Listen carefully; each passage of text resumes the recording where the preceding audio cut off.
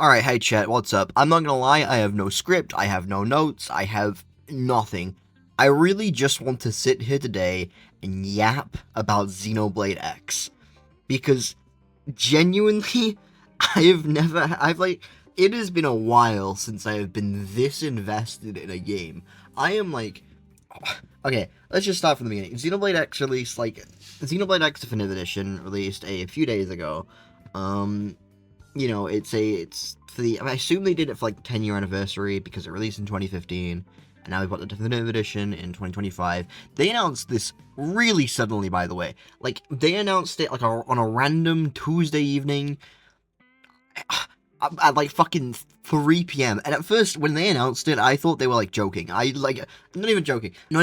I thought like, I saw some random news account post it, and I was like, okay, cool, they're trolling. Because I would never expect Nintendo to announce fucking one of the most requested one of the most requested Wii U games to, like, come to the Switch. Because it was one of the last ones. Like, we've got a lot of Wii U games on the Switch now. But Xenoblade X showed no hope of happening. Because they had the June Direct, and I personally thought, okay, well, surely they'll do it there. Nothing. There was no direct. Well, no, there was a direct, but there was nothing at the direct for Xenoblade. So I just gave up hope. I was like, you know what? Fine, I'll wait for Switch 2. And then at like the end of October, they just casually announced it, and it's like, what the hell, Nintendo? Why would you do that? Why would you do that? But it was really funny. But yeah. Now the game's out. It's been out for a few days at this point. It is the 25th as I'm recording this. So it's been out for like 5 days. And I have just been playing this so much. I'm not even that far in. I just beat Chapter 4 yesterday. And I'm kind of prepping to start Chapter 5. But like, I am having so much fun. The movement is so different from like prior Xenoblade games. Like, this game, honestly, could be classed as a platformer. Like, I am climbing mountains so hard just to get to where I need to go. I have never, like, in a Xenoblade game, like, you'll obviously have to, like, maneuver around enemies if you can't fight them yet. But in X, it's just, like, it's that but taken to another level. Like, you can't take fall damage, first of all. The risk of fall damage, completely gone, removed. All of it has disappeared. Which I assume is due to the gravity or whatever, but it makes the game definitely more enjoyable. But, like, the jump is so much higher and, like, a lot more, I guess, low gravity and stuff. So it helps to make maneuvering and, like, moving around, basically, just really fun, and, like, trying to get to areas, by, like, cheesing the combat, the combat, but also, like, just the movement mechanics and stuff, and, like, I haven't even unlocked a scale yet. I don't know what that's gonna look like when I get to a scale. Once I get a scale, that's gonna be crazy. But even just, like, with my basic jump and sprinting, like, it's insane. Like, it really is insane. But, like, I was talking earlier, like, the combat you can also use to maneuver around. Like, I've been using Shadowrunner a lot to try, get past enemies where, like, they'll attack if they spot you or hear you. I've been using that a lot to get past those. Because there are a lot of those, definitely, like, an issue I have with the game is enemy placement is crazy. Like, there are so many enemies all over the place, and they'll be like, oh, this mission is recommended to be, like, level 15 or level 5 or whatever, and then they'll send you into an enemy with, like, Jimbo the Great Tarantula, who is level 46, and he will fucking annihilate you if he spots you. And it's like, man, what do you want me to do here, Monolith? What am I supposed to do? There was a story mission I did that I don't want to really spoil, but, like, there was a story mission where I had to go to a certain area of the map,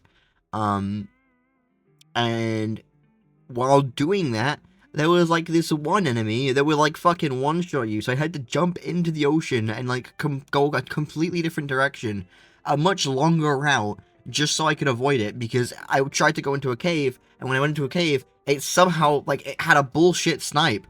I don't even know how that snipe occurred. I think it phased through walls, or it fucking followed you, or I don't know.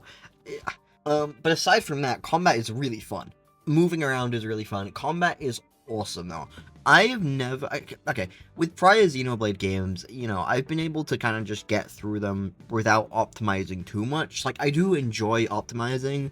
You know, if there's something... if there's a reward in it, and I need to optimize something, like... I still haven't gotten Shulkin Rex in base Xenoblade 3, because I haven't really tried. There's a lot of shit you need to do, and I have not tried to figure it out. Or I've tried, but like I have not been bothered to finish, you know, optimizing and stuff. But with X, like, I'm understanding. I'm starting to learn. You know, I'm really starting to like figure out. Oh crap, this would be good against this. You know, my character's very melee focused. My character's very melee focused. So, you know, give it all the melee damage. Make sure to consider defense. You know, well, defense in Xenoblade X isn't too useful because I learned this from some guides. I've been watching a lot of guides. The defense. I know the defense isn't too useful because it's like it considers it on like a. It's basically one defense is equal to 1 HP of health. So if you have like 200 damage, but attack does... If you have 200 defense, but an attack does like fucking 5,000 damage, defense is pretty much useless. But I've been considering resistances, I've been considering, you know... I still don't know what potential is, but I've been trying to, you know, keep it in a reasonable amount. Gravity resistance is another thing I've also been trying, because I don't know too much about gravity resistance. I know it's definitely the one that's like you'll have the lowest. I think it's definitely the one you'll have the lowest regardless. I'm not too sure. I should preface this that I'm obviously not a professional at this stuff. I have no clue what I'm talking about. But like gravity resistance is very tough to like whenever I equip a certain armor or whatever, it'll be like, oh, gravity resistance is like 30 or something. It's been consistently the one that's I've had like the lowest of. So I'm not too sure on how that works, but I've been trying to keep it at like a good enough level to where it's not too bad, but you know, it's tough.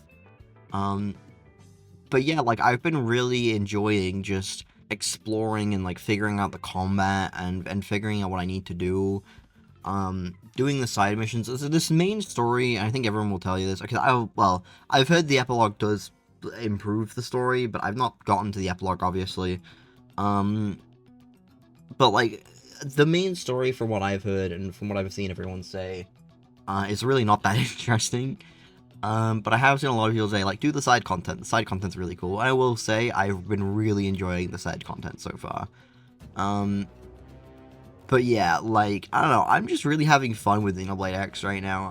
I just wanted to do, like, a video just really yapping about it, because I've been so... I've got a lot of videos I want to do, but I don't want to do, like, a full script on Xenoblade X, although I will do a full video on it eventually, once I beat the game. I just wanted to talk about it, so I have, like, a chat, like, a video talking about it,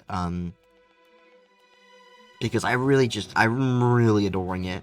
I will say, I've seen a lot of people, like, I've seen a lot of people, like, starting with it. I will say, for a starter game on, like, Xenoblade, I will say Xenoblade X is definitely not the best one, because it's so different, from, like, the numbered titles, but it's still really fun. Like, I wouldn't recommend starting out with it if you've never played Xenoblade before, and you want to, like, kind of get it, you want to, like, play the main series or whatever. I would recommend, like, starting with 1, or 3, or, you know, I did a full video on where to start, but, you know, that didn't include X, because that was literally the same month, but, like 2 weeks before the Definitive Edition got announced. So I was like, oh yeah, Xenoblade X is probably never gonna come or whatever, it's gonna be stuck on the Wii U. And I was like, okay, well, I'll just disregard X in the video, and 2 weeks later it got announced. But yeah, I have been really enjoying Xenoblade X. I keep saying that because I am not good at speaking without a script. That's why this video has probably been really messy. But I've just been enjoying it, man. It's so fun. I've not tried the online yet. I really need to try the online. I tried it for, like, a little bit, but I didn't play, like, with anyone. I didn't, like, do any fills, because honestly, I don't know too much about the online. I kind of need to look into it more, but I want to play it eventually. But I've been enjoying, like, optimizing and really exploring the game and taking my time with it. Like, I've seen a lot of people, like, rushing through the story and stuff. I know a lot of people have already beaten it. But I've just been taking my time. I think that's the fun of it, is like just taking my time, living my life, exploring. I will say it's so interesting to see like a modern setting in a Xenoblade game, because the number titles are all not necessarily medieval, but a lot more like fantasy-esque. So they're less they don't really they have technology in some games and stuff. Like 3 has a lot of like tech sci-fi stuff, but it's not. None of them are like set in the modern era. Obviously, you get modern like things, like you'll see in like modern environments in Xenoblade 2, and in Future Redeemed. But that's because like the lore of the series. But like, there's been no game that's truly set in a modern era, which is why Xenoblade X is so interesting to me, because it will always feel weird seeing a modern environment, or like having something be set in a modern environment in a Xenoblade game for me. Because again, I said we got tastes of it in like Xenoblade 2 and Future Redeemed, but not crazy tastes of it. Like, they were there, but it really did feel, it still felt weird seeing them, like, regardless. And it feels even weirder in X when it's like actually set in a modern thing. Like, they've got espressos and like cafes and cars and stuff, and really high-tech phones, and it's like, dude, what the fuck?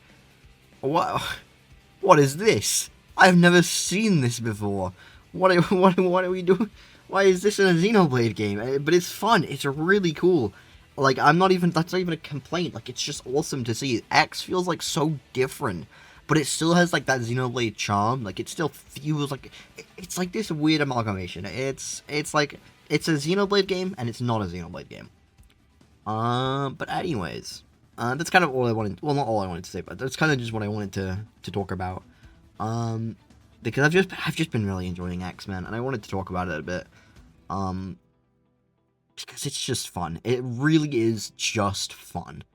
Like, I don't have any complaints, or, well, I do have some complaints, but not really that too much. When you really take the time to, like, learn the game and optimize it, it is so fun. I just can't complain. But yeah. That's all I'm gonna say. I'm gonna end off here, because I'm just yapping, and I feel like I'm repeating myself sometimes. But thank you all for watching. I'm gonna go back to playing the game because it's really fun and I'm enjoying it. We got the Nintendo Switch 2 Direct next week, which will be fun as well. Yeah. Thank you all for watching. I'll see you all next time, hopefully. Goodbye.